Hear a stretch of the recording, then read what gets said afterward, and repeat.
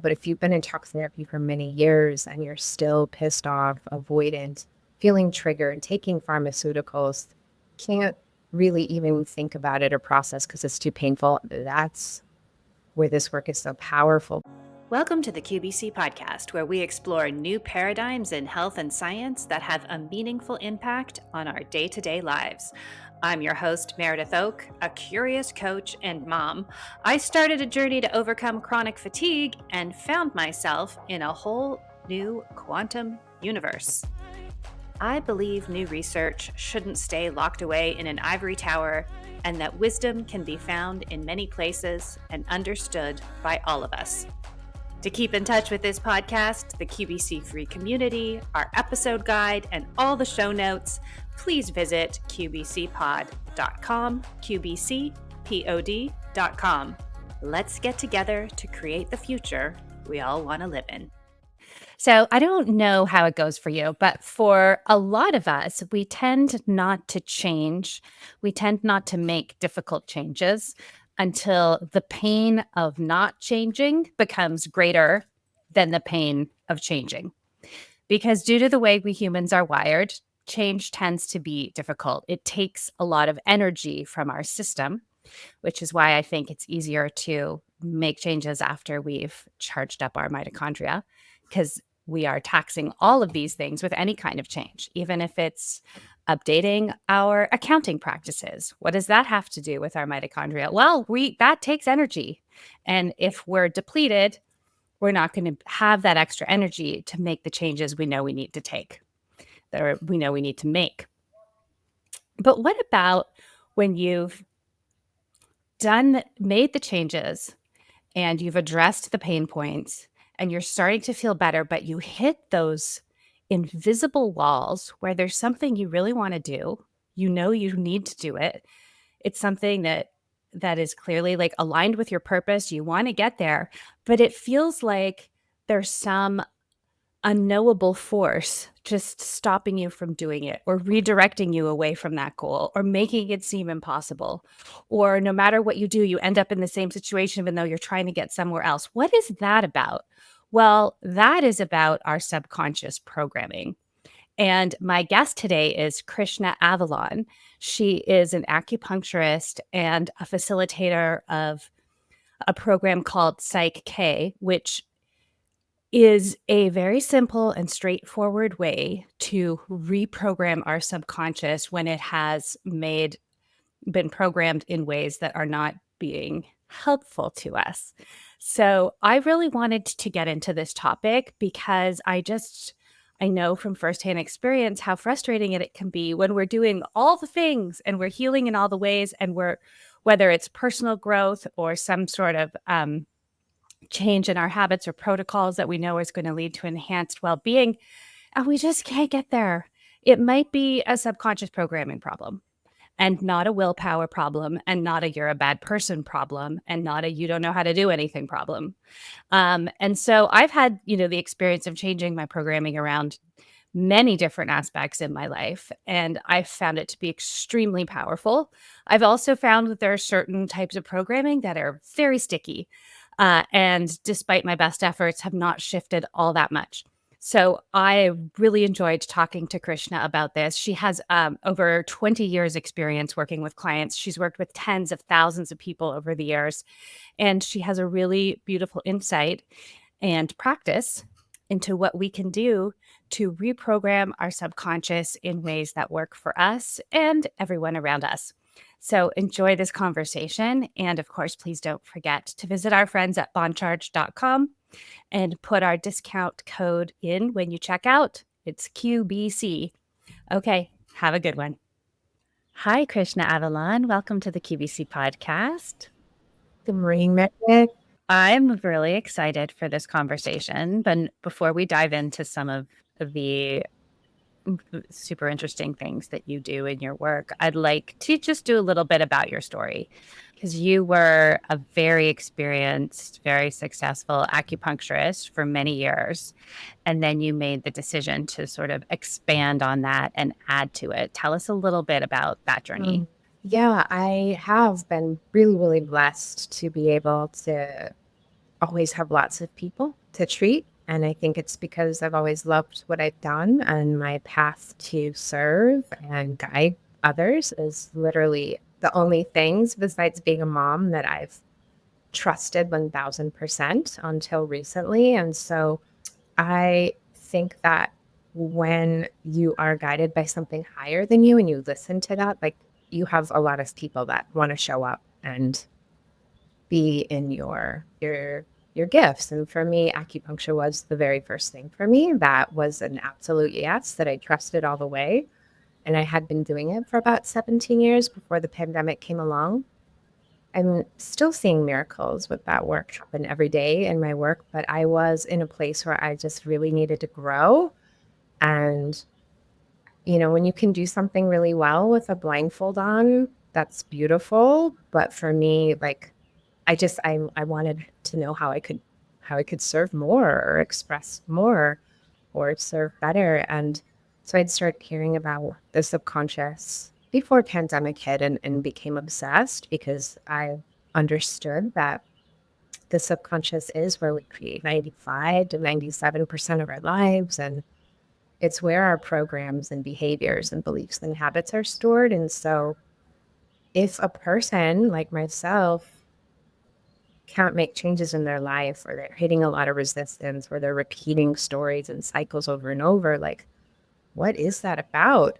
And so when I started to understand that it's about the contracted, limited, and self-sabotage beliefs and habits, I became obsessed. And so, like so many people, when the pandemic hit, I needed to pivot. And so I had heard about Psych K on a podcast, which is the process that I'm trained in. It's kind of a silly name. I don't love it, but I do love the process because it's very simple Mhm. and more conscious, unlike maybe hypnotherapy or other processes that work with the subconscious. And so I was like, I wonder if that woman, the one woman in Portland who offered Psych K and was teaching, so I was like, I wonder if she's teaching those classes. And sure enough, she was. And she taught here in this house. I ended up buying her house, which is a magical story in itself. But she taught here for 12 years and lived here for 25. And I did 3 of the 4 trainings here in her house. And even though I knew 1000% this is what I wanted to train in and work with myself, I needed to offer it to some patients to see what would happen for them. And without asking for testimonials or feedback, like, the response that I was getting was amazing and profound. And I was like, okay, I can trust this all the way now as like how I can serve best in the world. And so that's part of this story. Yeah. No, I love that. And I think, it's I see this all the time and experience myself. It's like you gain mastery in one area, and that's really great. And then it's like, oh, okay, but what else? What else can I do? So that's just that growth impulse, I think, that so many of us have. So I just want to talk a little bit more about that. So acupuncture is working, and we're talking like very high level here, but working with the energy systems of the body. And then Psych K, which is psychological kinesiology, that is working with the subconscious. How do you explain the subconscious? Mhm. To the people I'm working with, I will Yeah. definitely have people still come to me for acupuncture. Maybe I've worked with them for a lot of years. Maybe they're new in my life. Everyone has stress and trauma, right? So I'm never really trying to talk somebody into doing this work, but I have these lenses and perceptions now where I can explain, like, oh, with acupuncture, yeah, let's support your nervous system. Let's help you sleep. Let's regulate your hormones. Let's take care of some of this pain.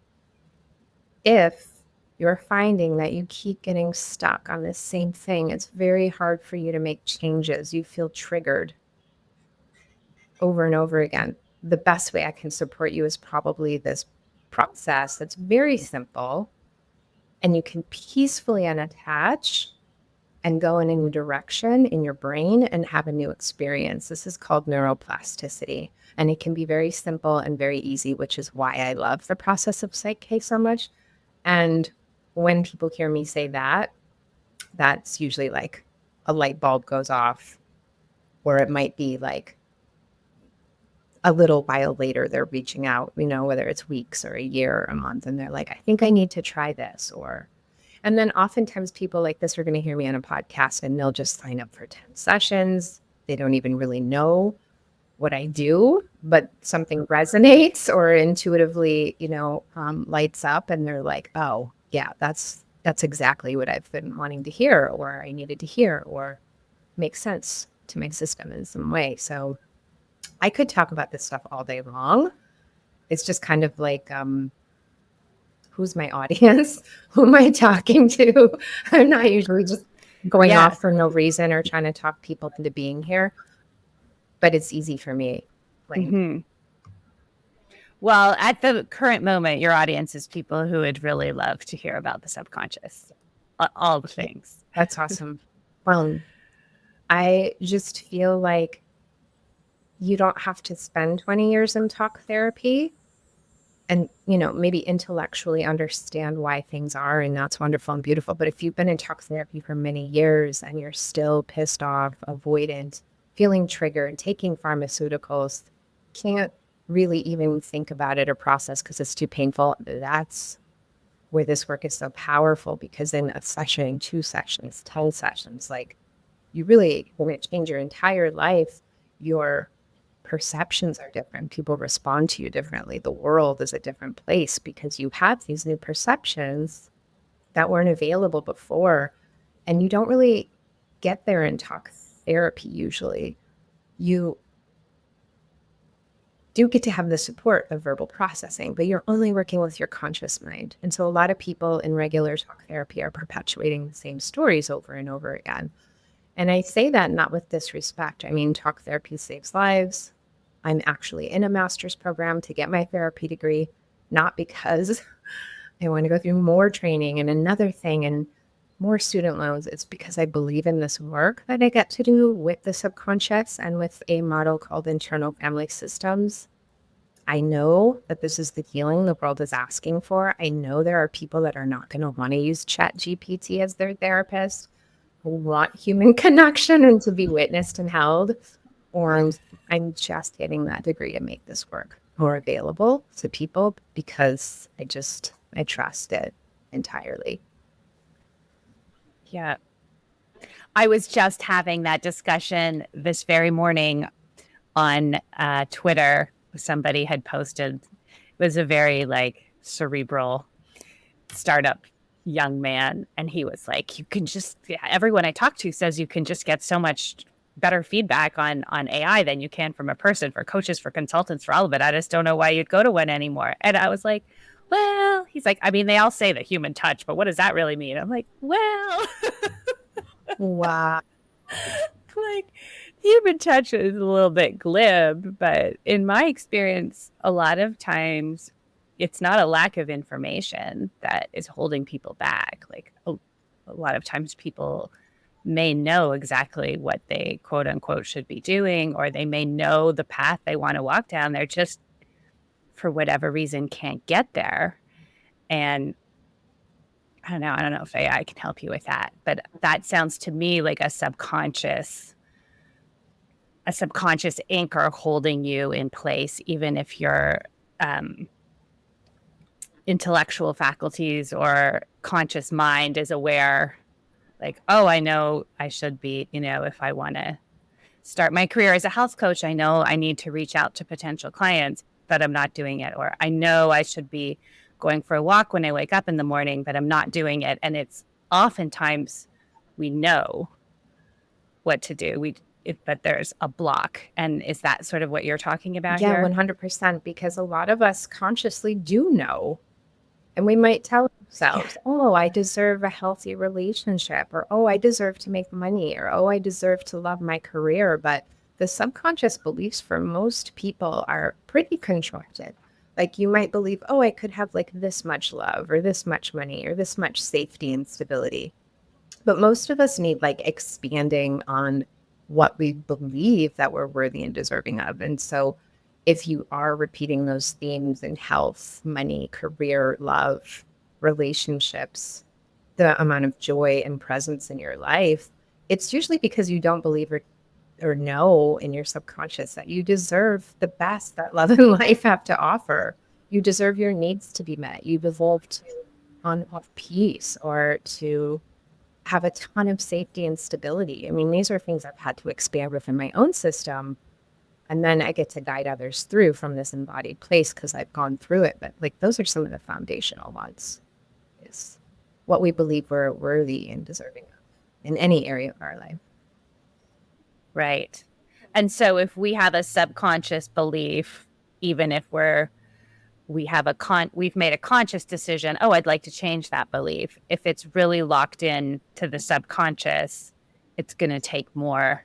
So what is going to take more? What Yeah, happens? 1000%. I know where you're going with this. You can keep trying to like pep talk yourself or mantra yourself or journal yourself. And the subconscious does like repetition. So if you are trying to make change, you can start small, like one little habit a day and just keep changing that one habit. And eventually you are going to create that new neural pathway in your mind. And that's beautiful. You can listen to self hypnosis.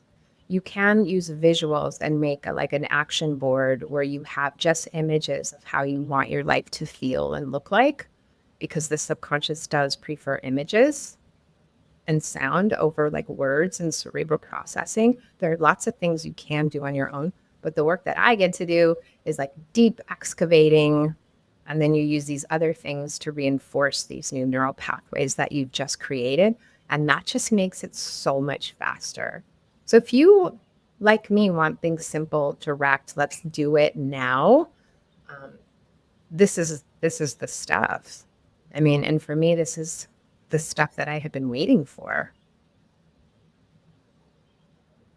Yeah, it's really interesting because I was listening to you describe it, and I think sometimes, and for a lot of us, and I know like my audience is into all the things. They are very far down the path of healing in many different ways. But a lot of the times, these things kind of get all like smushed together in our minds, and so I find very clarifying about the way you explain it, I'm like, okay, so the acupuncture is the energy system, and then something like emotion code or EFT is like moving, sort of moving blockages or moving things that are stuck.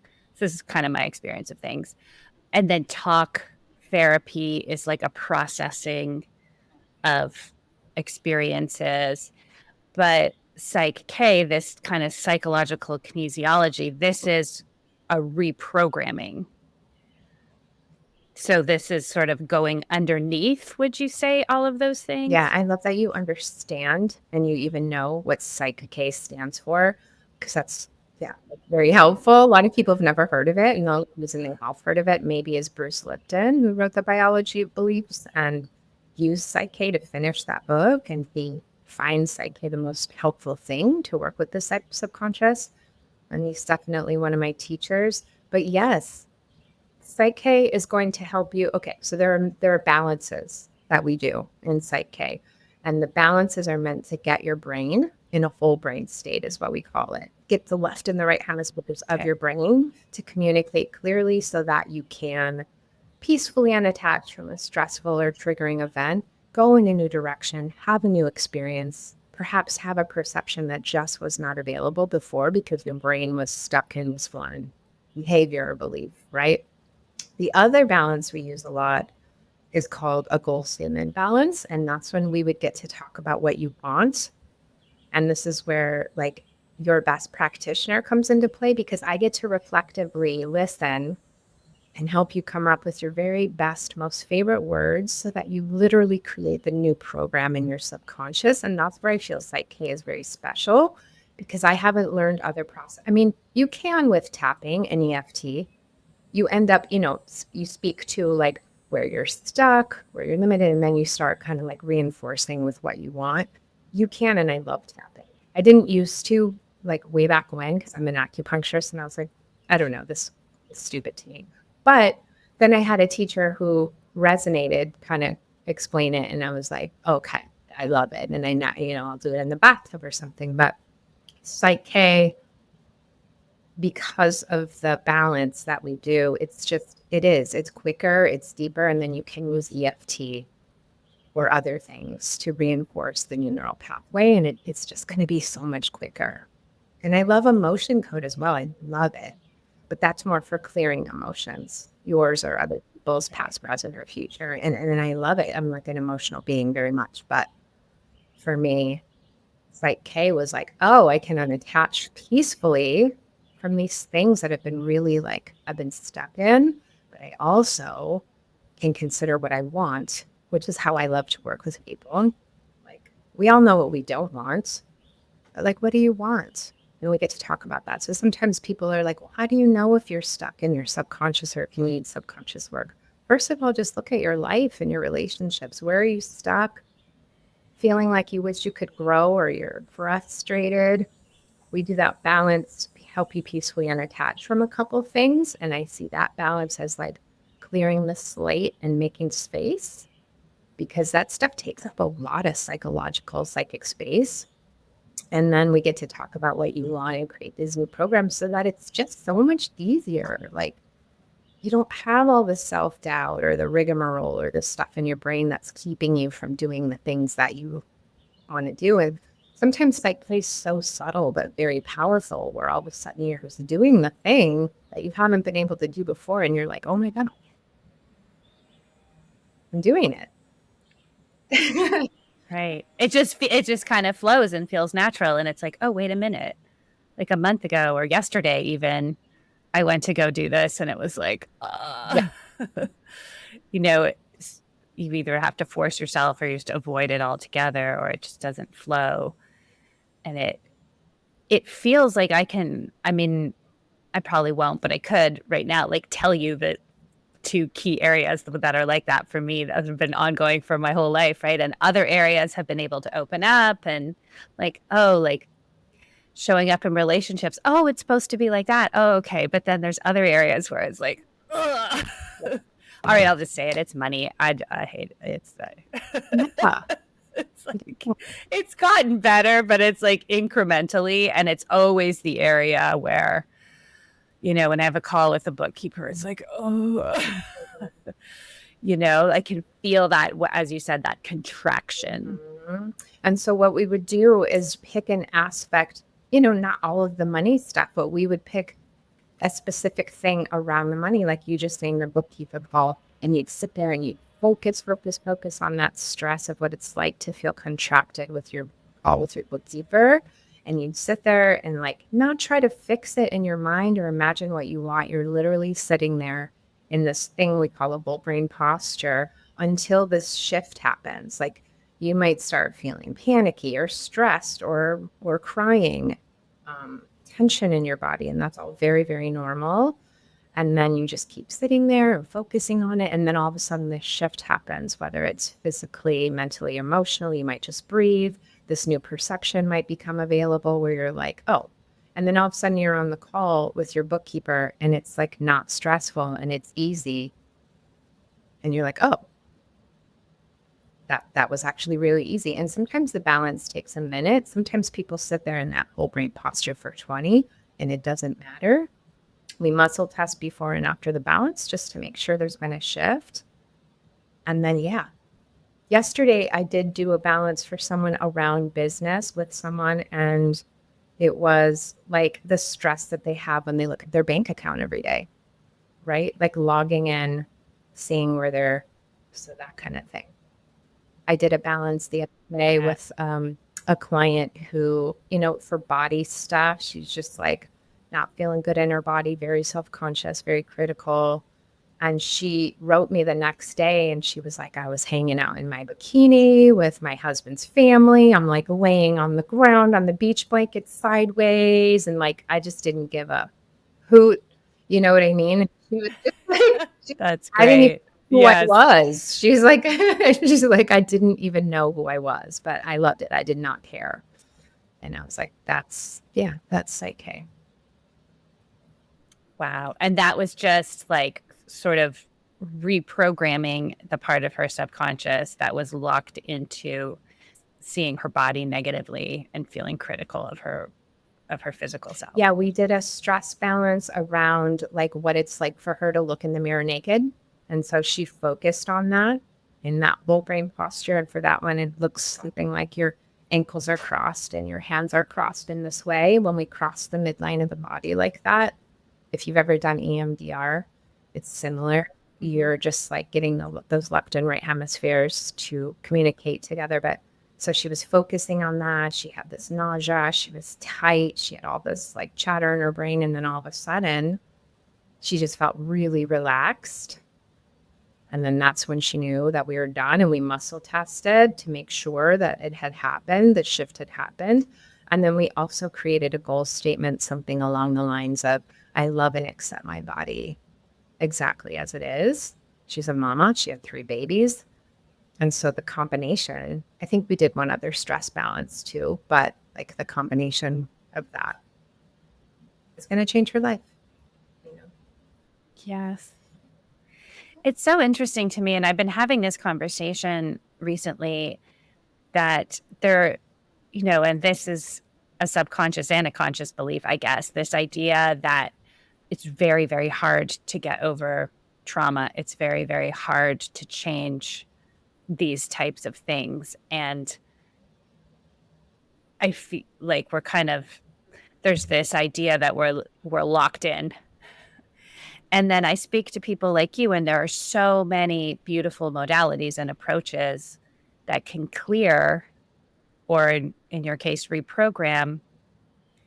And it's almost, I feel like sometimes it's almost like, it's like the culture is encouraging us to hold on to it. 100%. I'm so glad that you brought this up, because we all have stress and trauma doesn't have to be like hugely dark, horrible, boom. Like it can be just long-term stress. Like most people had some of this during COVID, whether it was their business or worried about health or the unknown. I've been working with a lot of people who have fear of the unknown since COVID.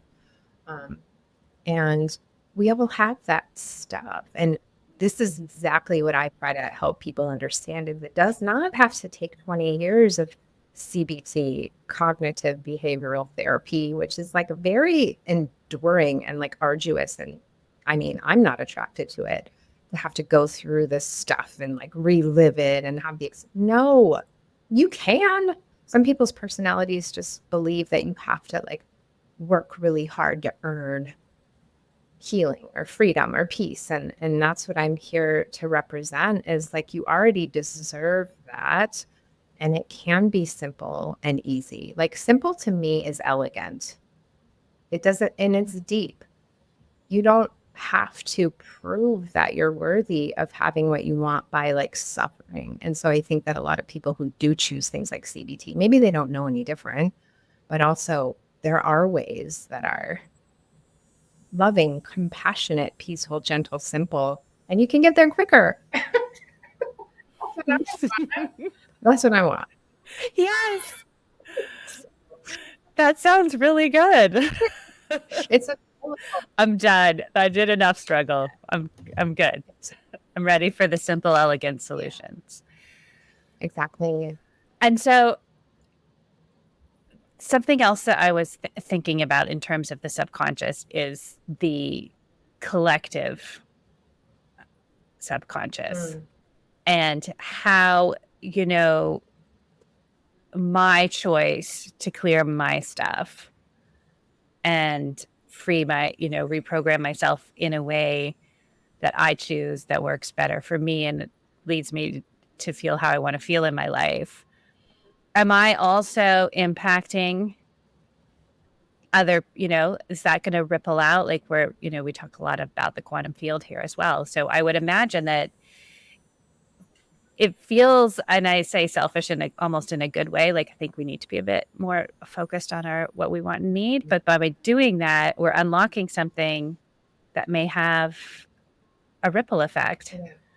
Yes, you're super speaking my language with all the things, ripple effects, quantum fields, and generational trauma. Like I know that when I'm feeling and tending my inner teenager that still needs to be held, seen, loved, and this is more like internal family systems, I realize, which is another formal mental health framework. But when I do that work, and then I'll combine it sometimes with subconscious work, when I do my subconscious work or my inner wounding work, it's totally affecting my daughter. It's affecting her kids if she has them. It's, I believe as a spiritual being, it is going throughout space and time, not just current present moment, but definitely current present moment. What I do inside myself is absolutely affecting every single person as a client or patient that comes through my door. And I know that. That's why people return to me. It's because I do my work. I get to be the tuning fork rather than match somebody's dysregulated nervous system. I get to be like the person people come to co-regulate with because I can hold my own, because I've tended that wound. I've been with my shadow. I get to guide you from an embodied place. And like, I used to feel so shitty or guilty for like not reading the news and know what's going on all the time. And I had to let that go because there's enough going on for my own nervous system and my own world and all the people that I give it for. I love that. Yeah, I have a lot of opinions about how much news we should be watching, which is which is not much. And I also, speaking like looking at it from the subconscious, partly just due to circumstance because we lived overseas, and partly due to personal choice because I've never really liked watching the news. But I did for many, many years, did not watch any kind of like official news channel with the news anchor sitting there. Then I think like during COVID, I was watching more clips than I ever had of this kind of thing. And it just was so clear to me that everything about those shows is trying to program you. These news anchors speak with such authoritative certainty, and they're all like framed up as they're alone in this chair in this high space with a thing, and they're like, I know everything that's going on and this is what it is. And you're like, and you it just, even though I consciously was like, I'm not really into this, I could feel on an energetic level my body just kind of like responding to this. It was programming is what it felt like. I could feel myself being programmed by all of the different cues that they, you know, it's on purpose or not. I don't want to get into that, but that's what the effect felt like to me after having been away from it for so long. Exactly.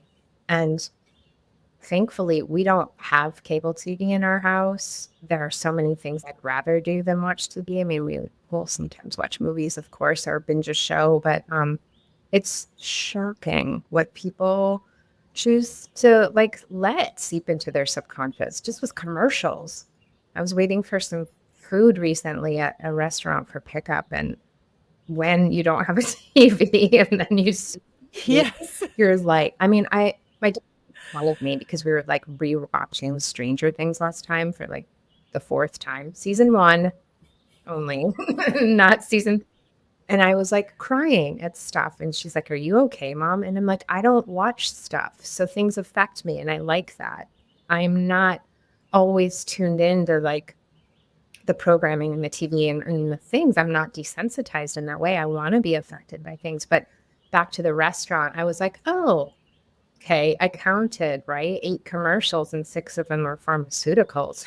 It was like, oh my, and Yeah. pharmaceuticals with just a list of side effects, essentially, with people Yeah. bouncing around with being happy thing. And I was like, this is like what normal people, most people are tuning into. And I was like, oh my God. Not that I didn't know that, but then when you have it just right there displayed, you're like, wow, no wonder. No wonder we have these. It's crazy the way, and then when you understand at a deep level, like the way you're explaining to us right now, from like a quantum biologic perspective, like we're in continuous energetic communication with our environment all of the time. And so you think like, oh, it's just a commercial, but it's the messaging. And so if you're not aware of what's going on, like, yeah, it's crazy. I had that same experience. watch much TV, but there's certain like sports events that my husband and my son like to watch together. And yeah, every ad, it was like, take this pill to fix this problem. Oh, you might get a heart attack or have bloody diarrhea, but don't worry about that. Like, what? No big deal. But it's fine. You should talk to your doctor. Talk to your doctor about this. Talk to your doctor about that. Okay, this is so weird. It's like I feel like I'm sometimes in a science fiction movie where like the hero gets dropped into some alternate future universe, and you're like, what's all this? What's happening? But it's real. It's art. This is our timeline. But I feel like we live in a slightly different version of it, and then we go visit that one, and it's like, what's happening? You 100% are exactly reality here to like, spread light and be light and do that ripply effect thing that you do. But yeah. So yeah, I just wanted to swing back to Bruce Lipton for a minute because yeah, he had a profound influence on me as well. I remember reading his book when it came out, and he was the first person that articulated the idea that our thoughts and our beliefs could affect our biology. And I read it. I was pregnant with my first child at the time, and I maybe got a little obsessed with personal development because I'm like, I don't want to pass on my bad beliefs to the baby. Yeah. Yeah, his perspective, I think, has really borne out. And there's now science to show that he was absolutely correct with that.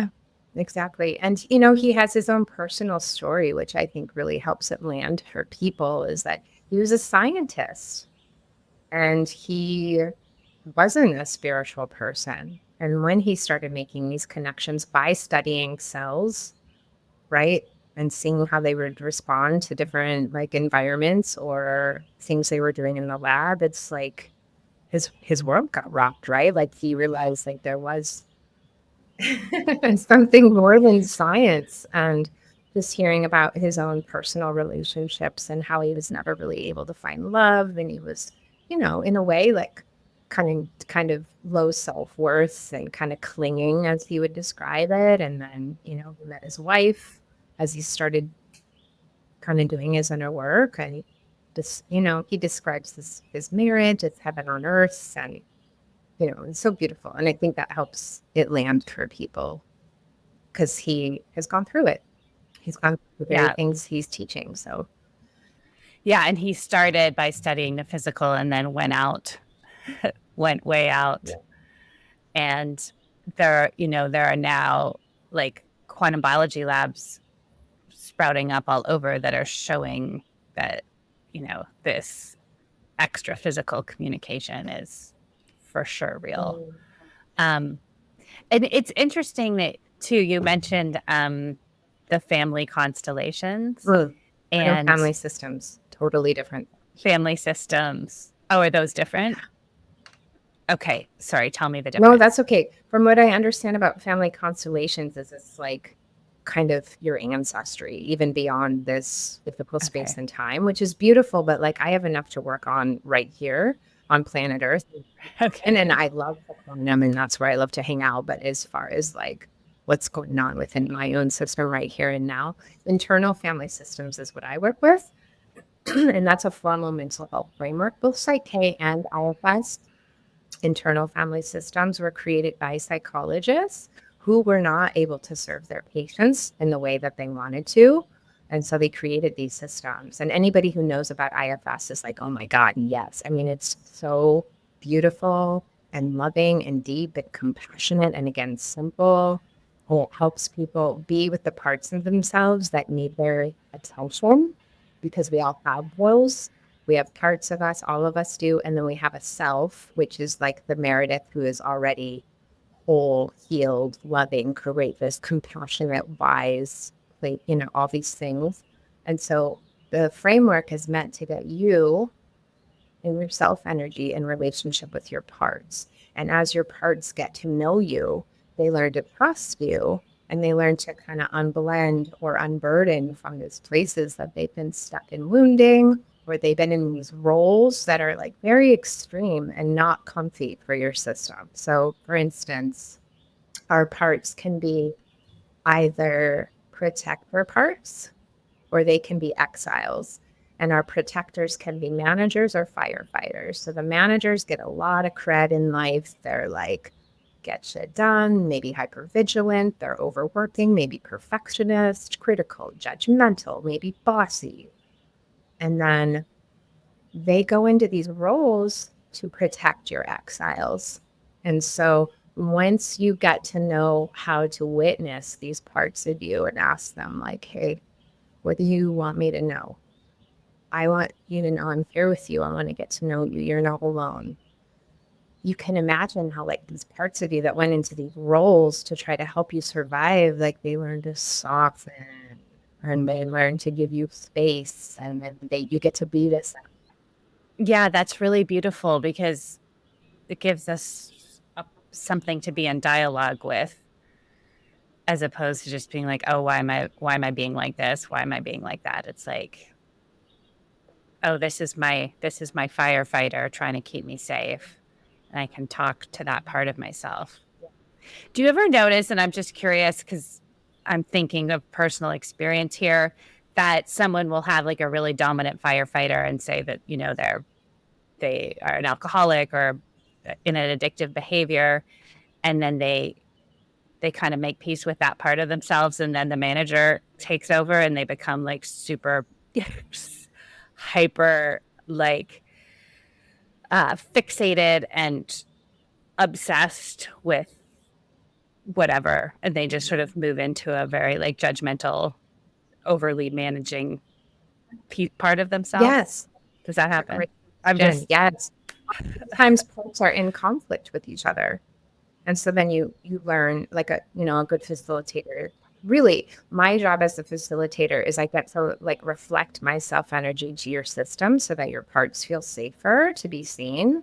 But then you really are the therapist if you have enough self energy present, and then you get to be with your parts, and I just get to ask you the right question. But yes, parts are often in conflict, and that's what you get to work with. Or you have to be aware, and this is like, people who have like complex trauma and a lot of PTSD, sometimes parts will rebel after a session. And you might get to know an exile or a firefighter. And yeah, those managers might come in and be like, oh no, we are not going to unleash this stuff. Right. So to your point, yes, managers can come in and overmanage more once you start getting the system. But honestly, in my work, I haven't found that too much because we're not going into a session with an agenda like, oh, let's go unburden your exiles. No, just hanging out and getting to know a part and just being like, hey, I'm here with you. Sometimes that's like a whole session. Usually we go way deeper than that, but it's amazing how just slowing down softens everything because most of us don't ever do that. And we don't ever slow down to give the uncomfy or hurting parts of us attention. And so it's really beautiful. That's one of the main takeaways with IFS is slowing it down, giving things space to be witnessed. beautiful. Yeah. Yeah, and I think it's important to talk about because that manager, that hypervigilant manager that you were talking about, I was watching something on YouTube yesterday, and it was it wasn't even a health video; it was a business video. But the person in it made some reference to to being a recovering vegan, and that all the and like it was one throwaway line in like a 15-minute video on a totally different topic, and all the comments were like really angry vegans. And it just reminded me how in the health space, like we're often drawn in for a physical reason, but I see that part of us then becomes like extremely judgmental and critical and controlling, and like I'm choosing this way to deal with my health, and everyone else is wrong, or everyone's, I don't know, I'm not articulating it very well, but it becomes a bit of a thing. Yeah. And I think it's, if we're only focused on our food and our physical health and we don't bring in all of these things that you're talking about, we're just going to continue, even if we make strides physically, we're going to continue to stay stuck in some ways. So true. And imagine like being super committed to your physical body, but creating an a subconscious belief that you deserve rest or you love your body and appreciate your body exactly as it is. And then you combine those things, and then you're enjoying your regimen and your exercise and your routines even more because it doesn't feel like a job from self-hatred or not enoughness. It's like a totally different experience, right? Or being with the part of you that needs to like overwork out or be hyper vigilant about your diet. You know what I mean? Like I have a lot of respect for people who are like purist in there, but it's like, where's that coming from? Is it coming from self-love? Is it coming from self-hatred? And you're going to have a totally different experience, right? With one or the other. No. Yes, that's such a good way to put it. Like where is it coming from? And we focus a lot on connecting to nature and connecting to sunlight and going outside in the morning. And what I have found is so beautiful about that process is that sometimes people reject it because it is too simple. They're like, to your point earlier, like, oh no, it should be harder. Like, that can't really be that helpful. But the flip side is what I hear and what I've experienced when I do embrace those types of practices is that slowing down, like it's going on a morning walk is just an inherently like a softening, I think, as you said. And so I'm just curious. I know you spend a lot of time in nature and it's a really important part of your life. So I'm curious how you see those two things interacting, that time in nature, that slowing down, that ability to come into ourselves. Yeah. I mean, it's a non-negotiable for me. It's like a guiding, it's my compass, to be honest. Like for me, nature is where things make sense. I'm lucky that I have a reference point. I'm old enough for life pre-Facebook and pre-cell phones. I grew up in the 80s and I miss them all the time. That's part of why we're rewatching Stranger Things. Because it's like even Ronald gets it, who's 16, is like, wow, life before cell phones, right? And social media. And when I am not in nature every day, I feel it in every cell in my body. When I go for my walks, as you say, in the morning with my dog without my phone, like that's some of the best part of my day. When I watch the sunset every night as I walk my dog without my phone, even in a busy day, like that's the best part of my day. If I'm struggling in some way with feeling like I'm not enough, I'll go into nature. She's my reflection of like more than enough and overflowing abundance. And it's just like for me, it's so simple. We're nature beings. And so like all of this other stuff, this modern world stuff, like I see it and I get it's, how cool it can be, but like for me, nature's where it's at. I'm guided by it. It's my God. Nature is God for me. So it's really the most important thing. Yeah. I mean, that's,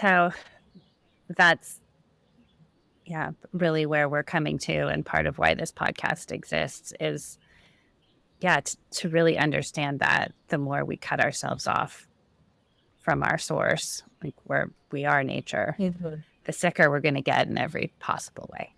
Yeah, well, we're And the more we reconnect with it all of this healing that we're talking about is natural. So if we're connected to nature, we're just enhancing it. Yeah.